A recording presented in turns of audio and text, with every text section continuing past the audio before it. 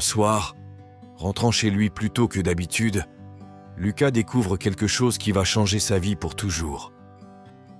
C'était un homme calme, à la vie paisible, marqué par le travail, les proches et les amis. 5 ans plus tôt, il avait épousé Julia, une femme rencontrée lors d'un dîner d'affaires. Il semblait que c'était le destin qui les avait réunis. Elle était intelligente, charmante et partageait les mêmes idéaux. Avant de continuer, abonnez-vous à notre chaîne et activez la cloche pour ne manquer aucune de nos stories. Peu après leur mariage, leur bonheur fut complété par la naissance de leur fils, un enfant qui avait égayé leur vie. Le petit Matteo était le centre de leur monde. Chaque jour avec Matteo était une aventure, et Lucas et Giulia s'engageaient à créer pour lui un environnement aimant. Ils lisaient des histoires ensemble à l'heure du coucher et passaient les week-ends à explorer la ville, une famille unie et heureuse. Rien ne semblait menacer leur bonheur. Mais l'arrivée de la pandémie a tout chamboulé. Lucas a perdu son emploi, un poste stable qui garantissait la sécurité économique. Giulia a cependant continué à travailler à domicile, conservant son rôle sans difficulté. Cette nouvelle réalité a amené Lucas à accepter des emplois temporaires, tout ce qui pouvait aider la famille. Livraison, travaux d'entretien, rien n'était trop subalterne pour lui. Mais la pression économique a commencé à éroder leur sérénité. Les discussions entre lui et Giulia devenaient de plus en plus fréquentes et les petits malentendus se transformaient en disputes amères. Lucas se sentait écrasé par le poids des responsabilités. Un jour, lors d'une de leurs vives disputes, Giulia l'a giflé devant Matteo. Ce geste a marqué pour lui un point de rupture. Lucas n'aurait jamais imaginé que peu de temps après, il rentrerait chez lui et découvrirait Giulia avec un autre homme. Lucas entra dans la cuisine et les y trouva, dans un moment d'intimité. La colère et la tristesse l'ont envahi, mais au lieu d'exploser, il a pris les clés de la voiture et est allé chercher Matteo à l'école. À son retour, cet homme, Andrea, était toujours là, assis sur le trottoir. Andrea lui a dit qu'il ne savait pas que Giulia était mariée et qu'il la voyait depuis 3 mois.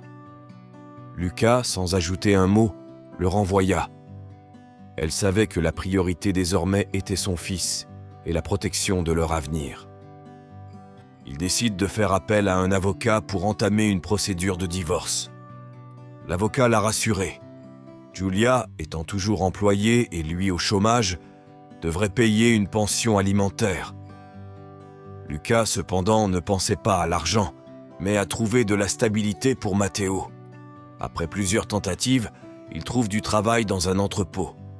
Ce n'était pas le travail de rêve, mais il offrait une certaine sécurité. Pendant ce temps, Giulia tentait de se réconcilier avec lui, mais Lucas était déterminé. La trahison avait détruit la confiance, et il ne voulait pas revenir en arrière. Alors qu'elle continuait à travailler et à prendre soin de Matteo, elle a commencé à consulter un thérapeute pour faire face au deuil et gérer ses émotions. Le soutien de son frère Marco a été fondamental. Chaque semaine, il l'invitait à dîner et Lucas commençait à se sentir moins seul. Même au travail, il tissait des liens avec ses collègues, trouvant en eux un réconfort inattendu.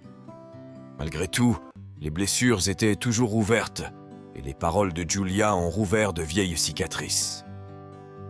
Un soir, alors qu'il couchait Matteo, l'enfant le regarda et lui demanda « Papa, quand est-ce que maman revient ?» Ces paroles le frappèrent profondément, mais Lucas répondit que sa mère était avec un ami. Voir la confusion dans les yeux de son fils lui déchirait le cœur, mais il savait qu'il devait être fort. Au fil du temps, Matteo semblait plus serein, peut-être grâce à la stabilité que Lucas essayait de lui créer. Elle assistait aux événements scolaires de son fils, l'encourageait dans ses activités et faisait l'effort d'être présente. Le thérapeute a suggéré à Lucas de redécouvrir une vieille passion. Alors Lucas s'est remis à dessiner. La peinture, qu'il avait abandonnée des années plus tôt, est devenue un exutoire, un moyen d'exprimer ses émotions et de trouver la paix. Entre-temps, le divorce s'est poursuivi sans obstacle particulier et a finalement été officialisé. Une fois l'accord conclu, Matteo passerait la semaine avec Luca et le week-end avec Giulia. Il était essentiel que l'enfant entretienne malgré tout de bonnes relations avec ses deux parents. La vie de Luca commençait lentement à reprendre son cours. Avec l'aide de Marco, Luca a déménagé dans un appartement plus petit, à proximité de son travail. Le changement était bon pour eux deux. C'est lors d'une de ces soirées, lors d'un événement organisé par des amis, qu'il rencontre Sarah, une femme gentille et compréhensive, également mère célibataire. Une entente est immédiatement née entre Luca et Sarah. Ils ont partagé des expériences similaires et se sont compris. Ils ont commencé à se fréquenter, construisant une relation basée sur la confiance et le respect. Sarah et son fils Filippo ont apporté une nouvelle lumière à la vie de Luca. Ils passaient les week-ends ensemble, explorant les parcs et cuisinant à la maison.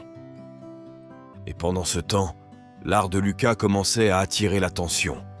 Il a participé à une exposition locale et certaines de ses peintures ont été vendues. Ce succès lui donne la confiance nécessaire pour considérer l'art comme une carrière possible. Au fil du temps, sa carrière artistique prend son essor. Il reçoit des commandes et participe à des expositions plus prestigieuses. Sa passion devient peu à peu une activité de plus en plus sérieuse. Un jour, lors d'un week-end au bord de la mer, Luca demande à Sarah de l'épouser. Elle a accepté, marquant le début d'un nouveau chapitre de leur vie. Mais peu de temps après, un événement inattendu bouleversa à nouveau leur monde. Giulia a été impliquée dans un grave accident de la route.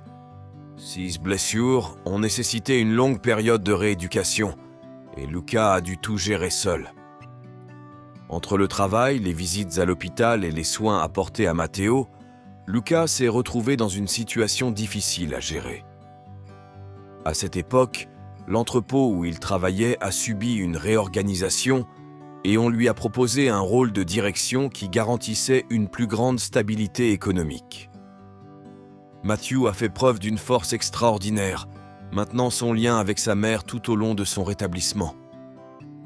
Pendant ce temps, la carrière artistique de Luca continue de croître.